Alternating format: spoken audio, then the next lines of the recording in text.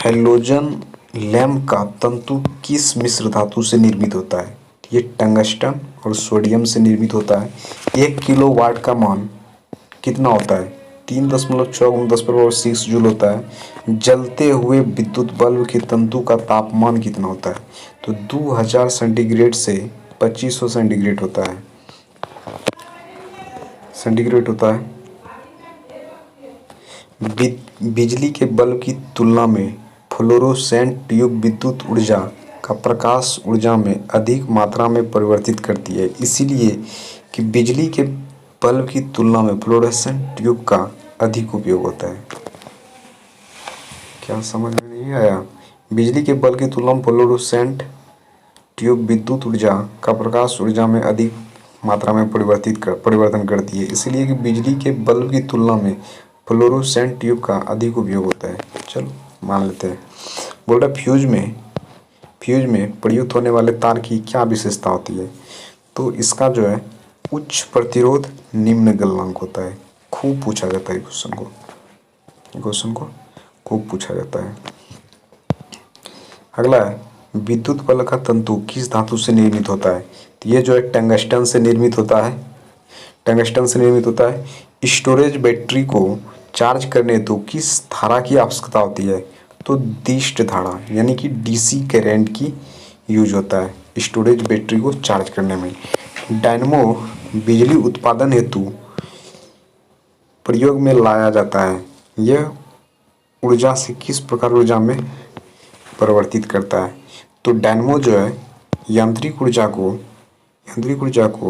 विद्युत ऊर्जा में परिवर्तित करता है। उसके बाद कम वोल्टेज पर कार्य करने पर विद्युत मोटर जल जाते हैं। क्यों जल जाते हैं? वे अधिक विद्युत धारा खींचते हैं। कितना? अधिक। वोल्टेज के प्रतिलोमानुपाती होती है। टरबाइन एवं डायनमो से बिजली को प्राप्त करने में ऊर्जा के किस रूप को विद्युत ऊर्जा में परिवर्तित किया जाता है? डायनमो और टरबाइन। ये जो यांत्रिक ऊर्जा से विद्युत ऊर्जा में परिवर्तित करता है। घर में सुरक्षित विद्युत सप्लाई के लिए उपयोग में लाया जाने वाला फ्यूज तार निम्न गलनांक वाली धातुओं से निर्मित होती है। अभी जस्ट देखे थे। फिर बोल रहा है ट्रांसफार्मर किसके लिए प्रयुक्त होता है? तो विद्युत धारा की वोल्टेज को नियंत्रित करने के लिए यूज करते हैं। ट्रांसफार्मर क्यों यूज करते हैं? विद्युत धारा की वोल्टेज को नियंत्रित करने के लिए, कम और ज़्यादा करने के लिए। प्रत्यावर्ती धारा को दिष्ट धारा में परिवर्तित करने वाला यंत्र कौन था? रेक्टिफायर। कौन है? रेक्टिफायर। विद्युत बल्ब के भीतर कौन सी गैस बढ़ी जाती है? तो ऑर्गन गैस बढ़ी जाती है।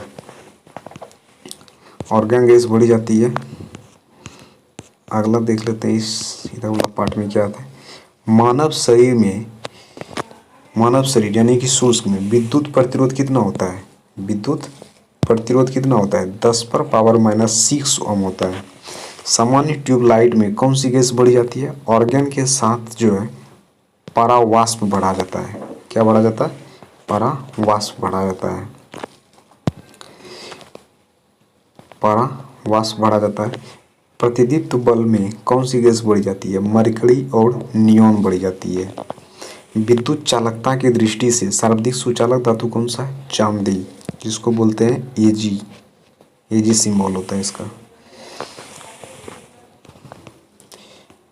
एजी सिंबल होता है।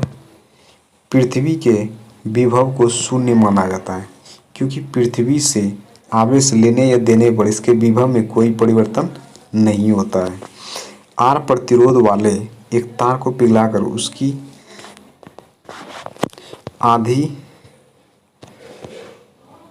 आधी लंबाई के तार में ढाला जाता है। तो नया प्रतिरोध क्या होगा? तो R/4 हो जाएगा। क्या हो जाएगा? R/4 हो जाएगा। क्या बोल रहा है? आर प्रतिरोध वाले एक तार को पिघलाकर उसकी आधी लंबाई के रूप में डाला जाता है तो नया प्रतिरोध क्या गया? R/4 हो जाएगा। उसके बाद बोल रहा है विद्युत आवेश को भंडारित करने के लिए किस उपकरण का प्रयोग किया जाता है? तो संधारित्र कैपेसिटर का यूज किया जाता है। विभव क्या निर्धारित करता है? आवेश प्रवाह की दिशा को निर्धारित करता है। किसी चालक तार के प्रतिरोध पर तापमान बढ़ाने से क्या होता है?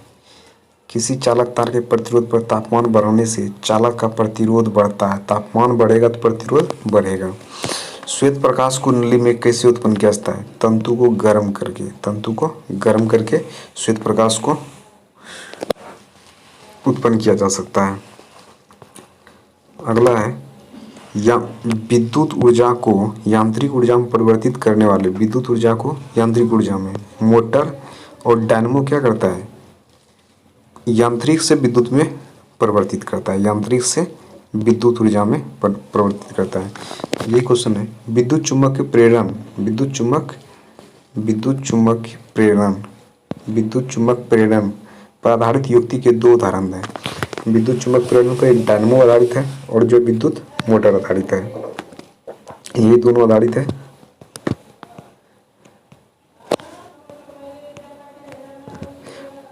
प्रत्यावर्ती धारा में विभवांतर को मापने के लिए क्रमशः प्रत्यावर्ती धारा को मापने के लिए जो है प्रत्यावर्ती धारा को मापने के लिए एमीटर और विभवांतर को मापने के लिए वोल्टमीटर का प्रयोग होता है। अतिचालक का प्रतिरोध कितना होता है? लगभग 0 होता है। त्वरित चालक बनाने के लिए किसका प्रयोग किया जाता है? तांबा का किया जाता है। किसका? तांबा का प्रयोग किया जाता है। आगे है कि विद्युत धारा में समान आवेश एक दूसरे को प्रतिकर्षित करते हैं और विपरीत आवेश एक दूसरे को आकर्षित करते हैं। तो आज ये हो गया। अब देखते हैं चालकता यानी कि कंडक्टिविटी। इसका भी क्वेश्चन देख लेते हैं क्या क्या है। बोल रहा है अर्धचालक की चालकता किस ताप पर अधिकतम होता है? शून्य ताप पर जो है अधिकतम होता है। परम शून्य तापमान पर अर्धचालकों में विद्युत प्रतिरोध कितना होता है? तो अनंत होता है। ऐसे पदार्थ जिनसे होकर विद्युत आवेश का प्रवाह सरलता से नहीं होता क्या कहलाता है? और चालक कहलाता है। क्या कहलाता है? और चालक कहलाता है। कुछ यहाँ पे जो है चालक पदार्थ के उदाहरण और कुछ अचालक पदार्थ के उदाहरण है। तो चालक देख लेते हैं। चालक जो है धातु में जो है लोहा, चांदी, तांबा, इस्पात और शुद्ध जल भी जो है चालक होता है। पृथ्वी भी है, वायु भी है, ग्रेफाइट भी है। ये सभी जो है चालक के उदाहरण है। तो याद रखना इसमें अशुद्ध जल, पृथ्वी, ग्रेफाइट, वायु ये सभी जो है चालक है। और चालक में तो लकड़ी हो जाएगा, रबर, लकड़ी, शुद्ध जल जो है अचालक होता है। कांच, चीनी, मिट्टी, कागज, मोम, रुई, रेशम, प्लास्टिक, एबोनाइट अच्छा अचालक है चमड़ा। ये सभी हो जाएगा। अति चालकता के क्या लक्षण है? अति चालकता जो है शून्य पारगम्यता होता है। नव आविष्कृत उच्च ताप अति चालक होते हैं। सिरेमिक ऑक्साइड नव आविष्कृत उच्च ताप अति चालक कौन सा है? Ceramic oxide. ट्रांजिस्टर बनाने के लिए सर्वाधिक उपयुक्त पदार्थ कौन है? सिलिकॉन। कौन है? सिलिकॉन। अर्धचालक में अशुद्धियाँ मिश्रित करने की प्रक्रिया को क्या कहा जाता है? डोपिंग कहते हैं। क्या कहते हैं? डोपिंग कहते हैं। डोपिंग। डायोड का प्रयोग किस लिए किया जाता है? डायोड का प्रयोग जो है एसी को डीसी वोल्टेज में परिवर्तित करने के लिए किया जाता है। चालक से संबंधित मुख्य तथ्य देख लेते हैं। कई बार पूछा जाता है। चालक की लंबाई वृद्धि करने होने पर उसकी प्रतिरोधकता जो है बढ़ जाती है। चालक का प्रतिरोध पदार्थ की प्रकृति पर निर्भर करता है। पदार्थ की प्रकृति पर चालक की अनुप्रस्थ काट का क्षेत्रफल जितना अधिक होगा उसका प्रतिरोध उतना ही कम होगा। चालक के ताप में वृद्धि होने से उसके प्रतिरोध और प्रतिरोधकता में परिवर्तन होता है। धातुओं में ताप में वृद्धि से उनके प्रतिरोध एवं प्रतिरोधकता वृद्धि होती है। इधर दे रखा है और दे रखा है। चुंबक की आकर्षण शक्ति कहाँ सर्वाधिक होती है? चुंबक के दोनों किनारों पर। चुंबक की कंपास की सुई किस दिशा की ओर प्रदर्शित करता है? उत्तर दक्षिण की दिशा की ओर प्रदर्शित करता है।